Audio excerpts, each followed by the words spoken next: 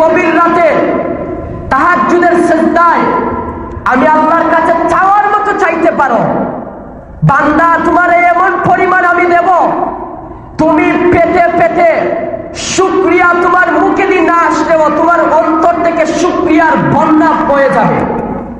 তুমি এই পরিমাণে আমার কাছে চাও। তুমি তো একটু গুনাহ করে সরে গেছো, মিসগাইড হয়ে গেছো। আমি গুনাহ করেছি, আল্লাহ যদি আমাকে মাফ না করে। মনে রাখবেন 60-70 বছর আমি প্রায় সময় কথা বলি, 70-80 বছর মানুষ নামাজ পড়ে নাই, এই মানুষকে আপনি কখনো জাহান্নামী বলতে পারবেন না। তো হুজুর কি বলবো? আল্লাহ তো বলছেন নামাজ না পড়ে শাস্তি আছে, যারা নামাজ পড়ে না তাদের জন্য জাহান্নাম আছে, জাহান্নামের আগুন অপেক্ষা করছে। তো আমরা যদি জাহান্নামী নাই বলতে পারি, কি বলবো? না, তাকে আপনি জাহান্নামী বলতে পারবেন না। কেন? আল্লাহ কার উসিলায় কাকে পার করে দেয়, কে কোন কাজের কারণে পার পেয়ে যাবে আমিও জানি না, আপনিও জানেন না। আপনি বলতে পারেন নামাজ পড়েন নাই, শাস্তি অবশ্যই আছে, কিন্তু নামাজ না পড়ে জাহান্নামী তাকে বানাতে পারবেন না। কেন? মুসা আলাইহিস সালামের জামানায় এক লোক, তার বিশাল টাকা পয়সার মালিক সে ছিল, অনেক টাকা পয়সার মালিক, তার জীবন জিন্দিগি অনেক ফুর্তিতে কাটিয়েছে। শেষ বয়সে হঠাৎ বেলা রাত্রে একদিন স্বপ্নে দেখলো সে মারা যাওয়ার পরে তার কবরে তাল তাল আগুন জ্বলছে। লোকটা ঘুম থেকে উঠে গেল, তার চোখে আর ঘুম নাই। সকালবেলা সে উঠে অনেক চিন্তিত হয়ে গেল। সন্তানরা বলল, বাবা আপনাকে বহু চিন্তিত লাগছে। বাবা বলে, সন্তানেরা নেই, আমি গতকালকে রাত্রে একটা স্বপ্ন দেখেছি। বলে, কি দেখেছেন? বলে, আমি মারা যাওয়ার পরে দেখেছি আমার কবরে শুধু আগুন, সাপ ঢুকিয়ে দেওয়া হয়েছে। আমি সহ্য করতে পারি না, আমি ঘুম থেকে উঠে আমার মন তো অস্থির, আমি কি করব আমি বুঝতে পারছি না। অবশেষে বাবাটা বললো, আমি যখন মারা যাব, আমি যে আযাব স্বপ্নে দেখেছি এই আযাব আমি সহ্য করতে পারবো না। আমি যখন মারা যাবো, আমি মারা যাওয়ার পরে আমার লাশটা তোমরা পুড়িয়ে ফেলবা, আমার লাশটা পুড়িয়ে এমন ভাবে ছাই করে ফেলবা যাতে এই ছাই গুলাও মানুষ করতে না পারে। মনে হবে যেন লাকড়ি জ্বলার পরে যে রকম ছাই হয়ে যায়, ওই রকম ভাবে তোমরা ছাই করে ফেলবা।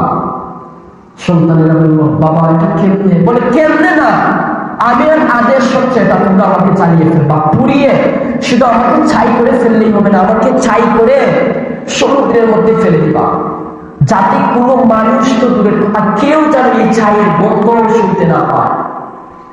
ঠিক লোকটা মারা গেল। মারা যাওয়ার পরে সন্তানরা তো বাবার কথা না করতে পারে না, মৃত মানুষের শেষ কথাটা, তাকে জ্বালিয়ে দেওয়া হলো। এলাকার মানুষটা আশ্চর্য, কি রে লোকটাকে জ্বালিয়ে দেওয়া হচ্ছে, কি এমন ঘটনা, কি কারণে লোকটা এগুলা করলো, নাকি কোনো পাগলামি করলো?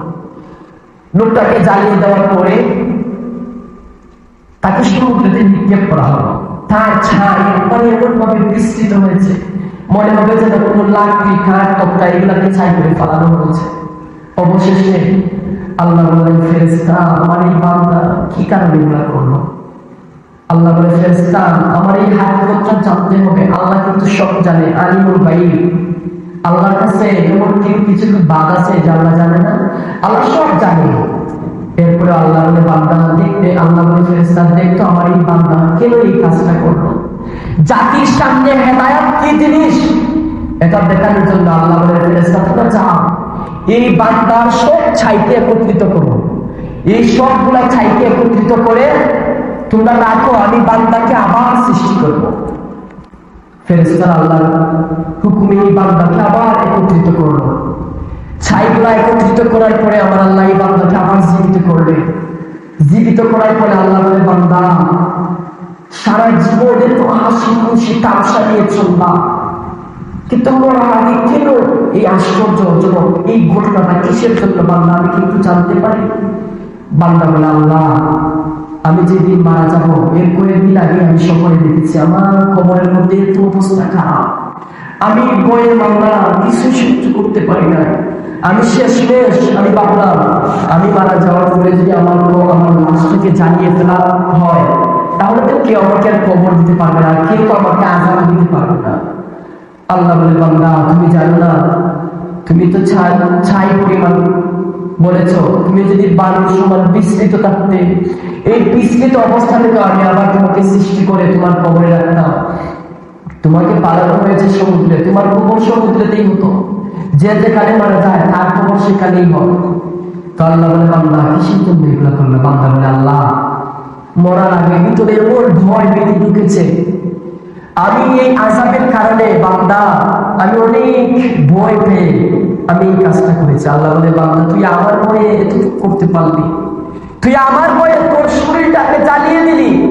আরে বেটা তোর মতো বান্দা একটাকে যদি মাফ করে দিই আমি আল্লাহর কি কোনো কমতি হবে? আল্লাহ বলে যা বেটা তোরে আজকে মাফ করে তোকে আজকে থেকে জান্নাতের অধিবাসী আমি বানিয়ে দিলাম। দেখছে সামান্য একটু ভয়, এই ভয়ের কারণে সে মাফ পেয়ে গেছে। এর জন্য আমি বলছি 70-80 বছর নামাজ পড়ে নাই, তাকে জাহান্নামী বলার কোনো সুযোগ আপনার নাই, আপনার এই অধিকার নাই।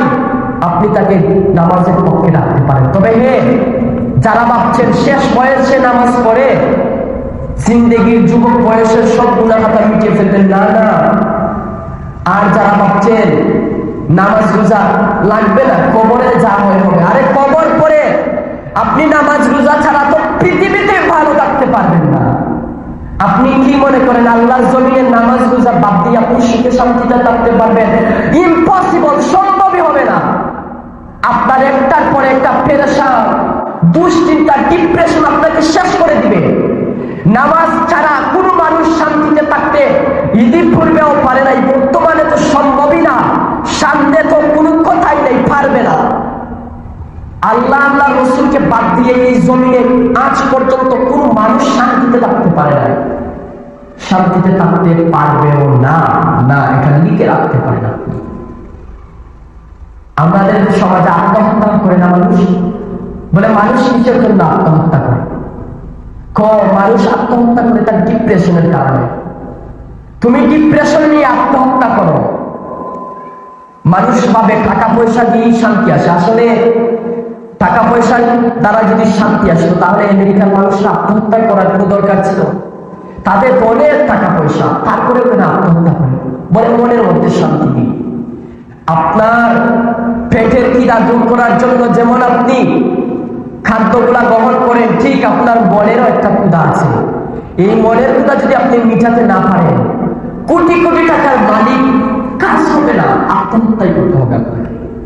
কারণ যারাই আত্মহত্যা করেছে বাতের যন্ত্রণায়, টাকার যন্ত্রণায় কেউ আত্মহত্যা করেছে না, না, 0% মানুষের সংখ্যা ক্ষুধার যন্ত্রণায় আত্মহত্যা করে। কেউ আত্মহত্যা করে না ক্ষুধার যন্ত্রণায়, কেউ আত্মহত্যা করে না। মানুষ আত্মহত্যা করে শান্তির অভাবে, ডিপ্রেশনের অভাবে।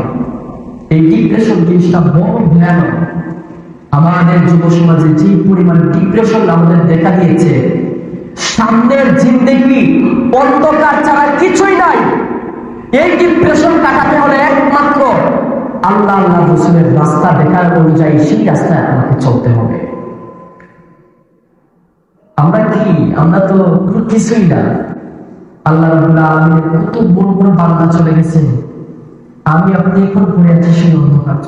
আল্লাহ রাব্বুল আলামিন আমাদেরকে সেই রাস্তা দেখার তৌফিক দান করুন। আমি যেই কথা বলতে চাচ্ছিলাম, 60-70 বছর পরে নামাজ পড়ে নাই তাকে জাহান্নামী বলতে পারবে না। দেখেন আল্লাহ কার উসিলায় কাকে পার করে দেন। আমার নবী মেরাজের মধ্যে গেছেন, মেরাজের মধ্যে যাওয়ার পরে এক লোক, ভদ্রলোক, খুব শখ করে হাসি খুশি তামসা ফুর্তিতে জান্নাতের মধ্যে চলতেছে। আমার নবী বলেন জিবরাইল, এই লোকটা এত হাসি খুশি, এত ভিতরে এত ফিলিংস, এত হাসি খুশি মনে জান্নাতের ভিতরে চলতেছে কিসে, কি কারণে? জিবরিল আমিন বলেন, ইয়া রাসূলুল্লাহ সাল্লাল্লাহু আলাইহি ওয়াসাল্লাম, পৃথিবীতে মানুষ চলার পথে তার একটা গাছ ছিল। এই গাছের কারণে মানুষ চলাচল করতে তার একটু অসুবিধা হতো মানুষের। তো এই মানুষের অসুবিধা হতো বলে মানুষটা কি করছে, তার গাছটাকে কেটে ফেলেছে।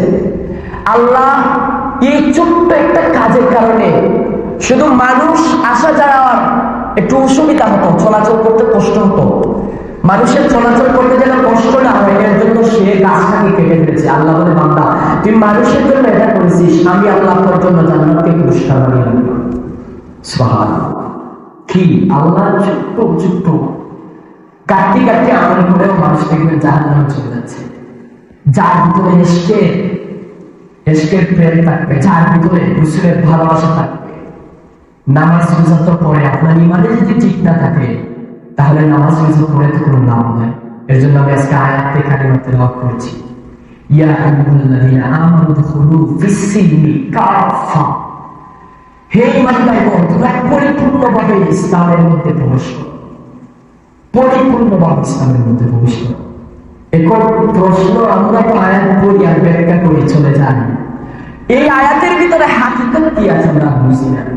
আমাদের উলামায়ে-কেরামরা আসেন আয়েশার কথা বলে আয়াতের অর্থ সিম্পল যে অনুবাদ এটা বলে চলে যায়, কিন্তু আল্লাহ বলেছেন ইয়া আইয়ুহাল্লাযীনা আমানু দুখুলু ফিস-সিলমি কাফা। হে ঈমানদারগণ, আল্লাহ বলেন না হে মুসলিমগণ, হে মুসলমানগণ। আল্লাহ কি বলছেন? আল্লাহ বলছেন হে ঈমানদারগণ। এখন প্রশ্ন, আল্লাহ ঈমানদারদেরকে বলেছেন পরিপূর্ণভাবে ইসলামের মধ্যে প্রবেশ করার জন্য। ঈমানদার তো সে যে পরিপূর্ণভাবে ইসলামের মধ্যে প্রবেশ করে। আল্লাহ বলে তোমরা যে ঈমানদারের কথা ভাবছো, আমি সেই ঈমানদারের কথা বলিও নাই, আমি সেই ঈমানদারের কথা বলিও নাই। কোন ঈমানদারের কথা বলছে? বলে আমাদের সমাজে কিছু ঈমানদার আছে যারা সিরতে তো নাই, যারা সুরতে ঈমানদার, তাদের জবানের কথা ভিতরে আরেক কথা, অন্তরে আরেক কথা। আল্লাহ বলছেন কিছু মানুষ আছে তারা নিজেদেরকে ঈমানদার দাবি করে, কিন্তু বুঝ দিয়ে দেখো তাদের উপরে ফিটফাট আর ভিতরে সদর কাঠ। তাদের উপরে সব কিছু ফিটফাট, ভিতরে সদর কাঠ। তাদের ঈমান বলতে কিছু নেই। আল্লাহ ভিতরে ঈমানদারদেরকে ইঙ্গিত করে বলেছে। আল্লাহ রাব্বুল আলামিন পবিত্র কুরআনুল কারীমের মধ্যে বলেছেন ইয়া আইয়ুহাল্লাযীনা আমানু দুখুলু ফিস-সিলমি কাফা। হে ঈমানদারগণ, তোমরা পরিপূর্ণভাবে ইসলামের মধ্যে প্রবেশ করো। ওয়ালা তাত্তাবিউ খুতুওয়াতিশ শাইতান ইন্নাহু লাকুম আদুউম মুবিন। ওই দিকটা রাখলাম। শুধু পরিপূর্ণভাবে মুসলমান কিভাবে ইসলামের মধ্যে প্রবেশ করবেন সেই কথাগুলো আমি বলতে চাচ্ছি। আপনি যতক্ষণ পর্যন্ত ঈমানদার হতে পারবেন না, আল্লাহ বলছেন পরিপূর্ণভাবে ইসলামের মধ্যে প্রবেশ করা মুমিনদেরকে বলছে। আর আমার নবী, আপনার নবী রাহমাতুল লিল আলামিন ১৫০০ বছর আগে নূরানী জবান দিয়ে বলেছেন লা ইউমিনু আহাদুকুম